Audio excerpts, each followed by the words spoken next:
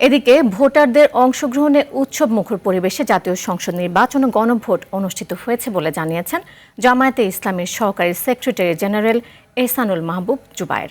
বৃহস্পতিবার সন্ধ্যায় ভোট গ্রহণ শেষে মগবাজারে দলের কেন্দ্রীয় কার্যালয়ে সংবাদ সম্মেলনে প্রতিক্রিয়া ব্যক্ত করেন তিনি। বলেন, সব উদ্বেগ উৎকণ্ঠাকে ব্যর্থ করে দিয়ে বিপুল সংখ্যক মানুষের উপস্থিতিতে ভোট গ্রহণ শেষ হয়েছে।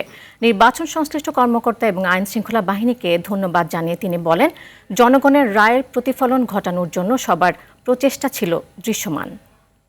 নির্বাচনে অংশগ্রহণ এবং নির্বাচনকে অর্থবহ করার জন্য দেশবাসীর পক্ষ থেকে একটি চমৎকার বলা যায় যে অংশগ্রহণের মাধ্যমে তারা সেটাকে বাস্তবে তারা দেখিয়ে দিয়েছে। এখন নির্বাচনের গণনা এবং ফলাফল যাতে সুন্দর শান্তিপূর্ণভাবে হয় আমরা সেটা পর্যবেক্ষণ করছি।